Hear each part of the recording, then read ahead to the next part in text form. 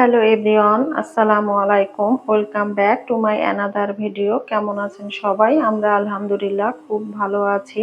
তো আজকের ভিডিওতে আমি আমার 2 দিনের ভিডিও আপনাদের সঙ্গে শেয়ার করতেছি। আশা করছি আমার আজকের ভিডিওটি প্রতিদিনের মতো আপনাদের কাছে অনেক বেশি ভালো লাগবে।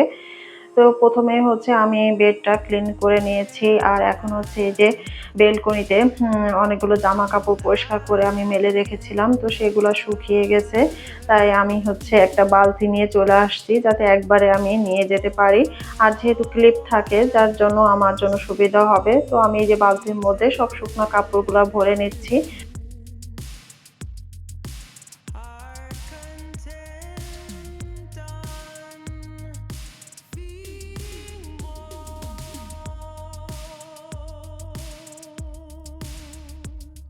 আমি লাস্ট কিছুদিন হলো আপনাদের সঙ্গে আমি আমার ঘরের কোনো কাজ শেয়ার করতেছিলাম না। সত্যি কথা বলতে আমি নিজে একটু শারীরিকভাবে অসুস্থ এবং মানসিকভাবে একটু অসুস্থ।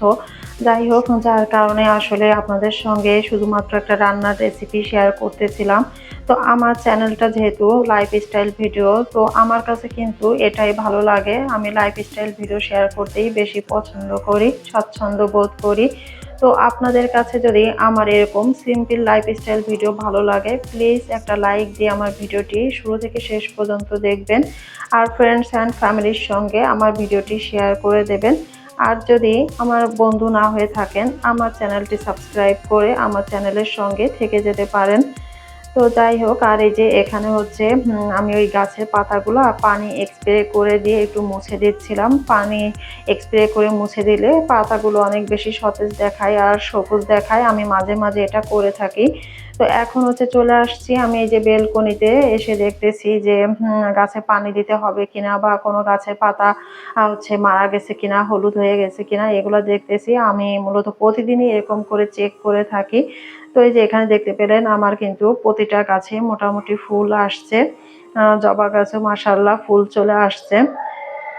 তো এই যে নাইট কুইন গাছটা, এই গাছে কিন্তু আরো একটি ফুলের কড়ি এসেছিল, কিন্তু কি জানি নাইট কুইন গাছের ফুলের কড়ি আসতেছে কিন্তু ওগুলা ঝরে যাচ্ছে।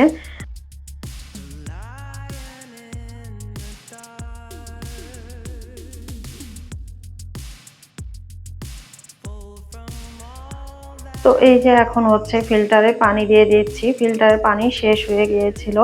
সত্যি কথা বলতে ফিল্টারের পানিটা শেষ হয়ে যায়, কিন্তু আমি খেয়াল করে দেখিও যে ফিল্টারে পানি নেই, কিন্তু ফিল্টারে পানি দিতে আমার মনে থাকে না। তো গতকাল রাতে আপনাদের ভাইয়া পানি নিতে এসে দেখে ফিল্টারে পানি নেই, আমাকে বলতেছে যে কি ব্যাপার, ফিল্টারে তো পানি নেই। তো যাই হোক, এই যে তার জন্য এখন আমি সকালবেলা পানি দিয়ে দিচ্ছিলাম। তো ফিল্টারে পানি দেওয়া শেষ করে চলে আসছি আমি কিচেনে। তো সকালবেলা তো রান্না বান্না করেছিলাম, তো আমার চুলাটা ক্লিন করা হয়েছিল না, তারপর কিচেনটাও মোটামুটি ক্লিন করা হয়েছিল না। তো চুলাটা ঠান্ডা হয়ে গিয়েছে, এই জন্য এখন চলে আসছি আমি চুলাটা ক্লিন করতে।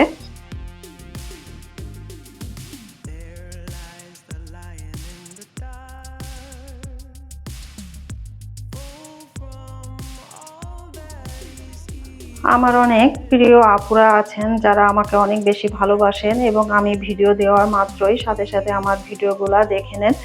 এভাবে আমাকে ভালোবাসা দেওয়ার জন্য আমি আমার আপুদেরকে অসংখ্য ধন্যবাদ জানাই। আর আমিও আমার আপুদের পাশে আছি ইনশাল্লাহ। তো যাই হোক, আপনাদের সঙ্গে কথা বলতে বলতে কিন্তু আমি আমার এই যে চুলাটাকে ক্লিন করে ফেলেছি, আর এখন এই যে চুলাটাকেও আমি সেট করে নিচ্ছিলাম। এই কাজটা আমি মূলত প্রতিদিনই করে থাকি, না করলে আসলে আমার একদমই ভালো লাগে না।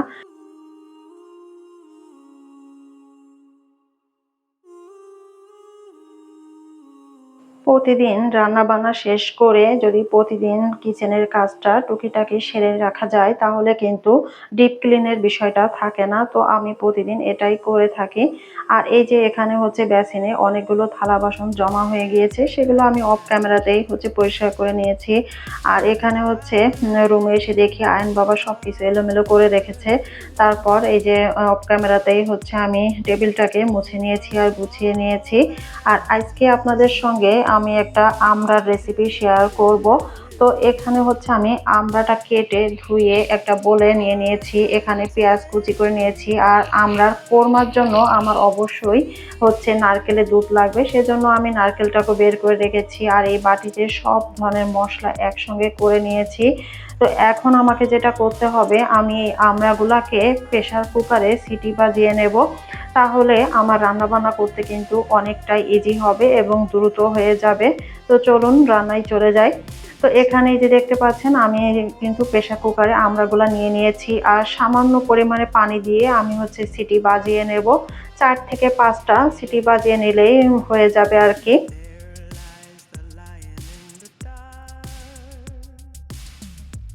আর এখানে হচ্ছে আমরা রান্না করার জন্য আমি একটা পাত্র নিয়ে নিয়েছি আর চুলাতে বসিয়ে দিয়েছি। এখন হচ্ছে পরিমাণ মতো তেল দিয়ে দিচ্ছি। অন্য চুলাতে আমড়াটা সিদ্ধ হতে হতে আমি এই চুলাতে মশলাটাকে কষিয়ে নেব। তো 2 চুলায় রান্না করলে কিন্তু রান্নাটা অনেক দ্রুতই হয়ে যাবে, তাই না? তো যাই হোক, এখানে হচ্ছে আমি পেঁয়াজ বেরেস্তা করে নিয়েছি। তো এখান থেকে কিছুটা পেঁয়াজ আমি হচ্ছে তুলে নেব।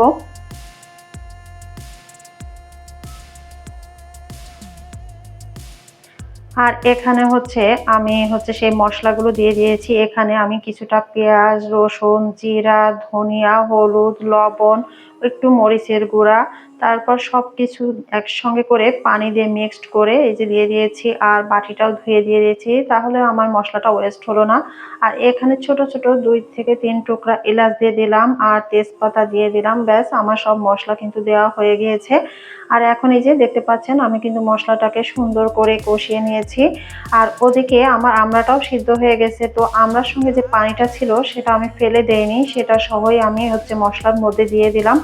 তো এখন এই যে মশলার সঙ্গে আমি আরো কিছুক্ষণ এই আমড়াটাকে রান্না করে নেব। তো এখন হচ্ছে ঢাকা দিয়ে রেখে দেব কিছুক্ষণের জন্য। মাঝখানে একবার আমি দেখতেছি যে আমড়াটা রান্না কতটা হলো। তো এখনো আমার রান্না করতে হবে।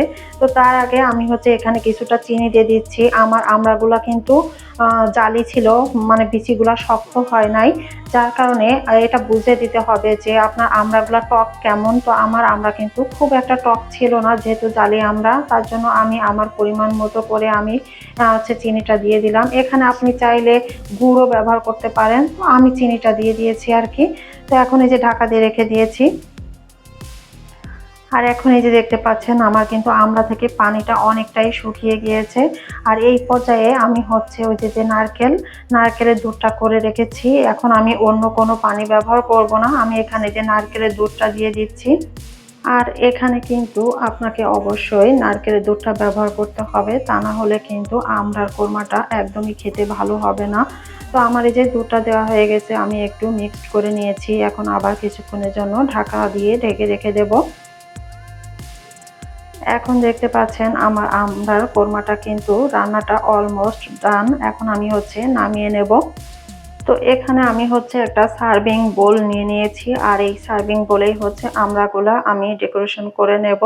আর আমার কিন্তু ডেকোরেশন করতে অনেক বেশি ভালো লাগে, তো আমি সেটা করেও থাকি। এই যে আমার সম্পূর্ণ আমড়াটাই কিন্তু সার্ভিং বোলে নেওয়া হয়ে গিয়েছে। আর এখন হচ্ছে আমি এই যে পেঁয়াজ বেরেস্তা উঠিয়ে রেখেছিলাম, তো সেই পেঁয়াজ বেরেস্তাটা উপরে দিয়ে দিচ্ছি, তাতে করে দেখতে কিন্তু বেশি সুন্দর লাগবে, তাই না?